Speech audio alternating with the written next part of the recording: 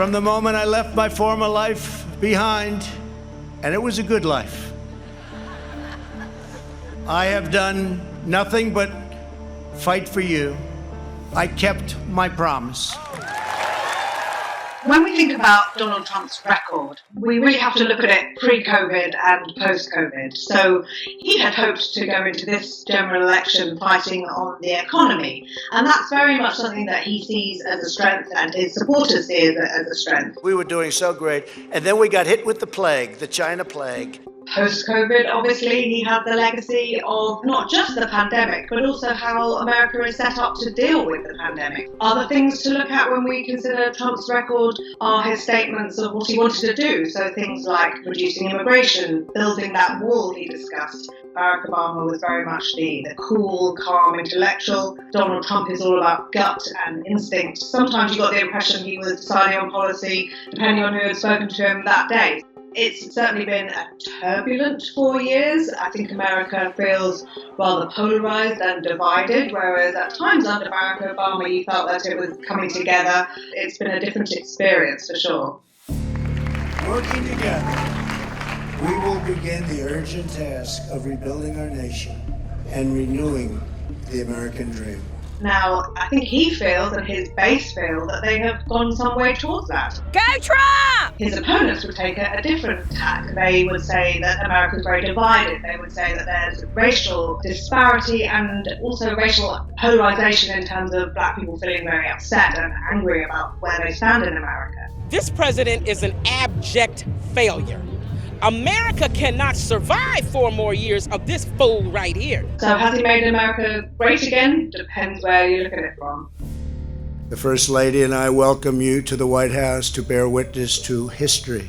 I think even he couldn't have foreseen how the judiciary would fall for him. When it comes to the Supreme Court, that's huge. So he had 3 appointments, which is unprecedented. The latest Supreme Court judge, there was some doubt whether he could swear her in time, Amy Coney Barrett. So help me God. She's now on the Supreme Court. She'll be deciding on issues from healthcare to abortion to even possibly the outcome of this election. So I think he, in his wildest dreams, didn't think that he would get so far on the judiciary and on shaping America's future.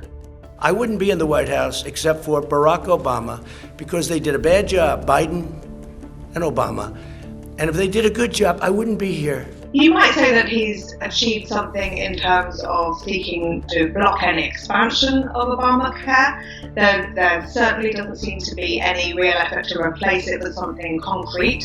That's been a big campaign tool for the Democrats during this election. They've been able to say, where is your plan? One of the big areas of the Affordable Care Act is that it didn't discriminate against people who had pre-existing conditions, and that's been a huge deal during this election, not least because so many people now have pre-existing conditions in the form of coronavirus.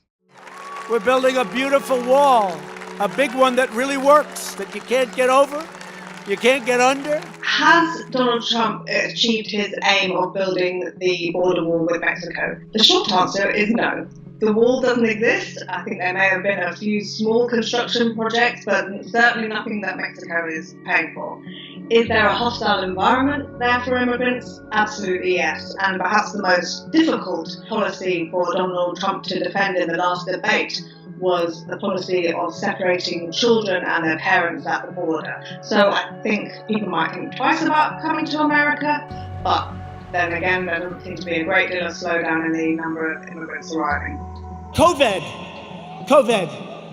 To be specific, COVID-19. Before the pandemic, things were looking fairly good for most people. The economy had started to pick up even before Trump came to the Oval Office, and he really benefited from that continuing.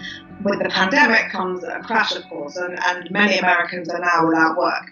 And I think what we're going to have to see is whether they blame President Trump for that or whether they blame the pandemic for that. I think our economy will start to pick up very substantially as soon as the states get open, and that's happening as we speak, because our country has to get back to work. They want to get back to work. Also, of course, the two are interrelated, because you might say that the Trump administration's failure really to stamp out the coronavirus in the States, which is having the worst pandemic in terms of numbers and in terms of percentage of numbers, means that they might blame him for not being able to lift lockdown sooner.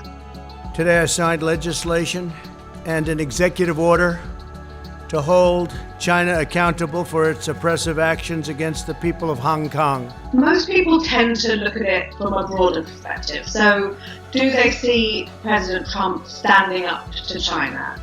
Because of his rhetoric, I think that a lot of voters would answer yes, regardless of where that actually lies in terms of the specifics of a trade document or a trade treaty or a trade relationship. More broadly in the Middle East, he moved the embassy to Jerusalem, which is wildly popular here in America, and he took a very tough stance with Iran. We took action last night to stop a war.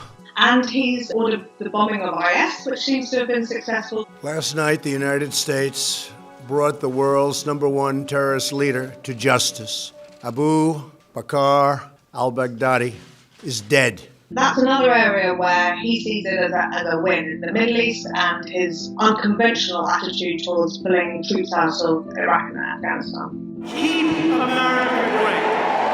I think it's a huge mistake to underestimate him. I love it. He is a formidable politician. Thank you very much. Yes, in many ways, his responses are those of a toddler. He lashes out and he says whatever pops into his head, and he's abusive and rough around the edges. Ask China that question, okay? He also has astonishing instincts.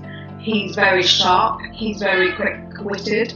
If you looked at those two debates, he made Biden look old and tired. Even going into an election in which he is behind in all the polls, anyone who thinks that he's down and out is just wrong. He's a formidable opponent for the Democrats.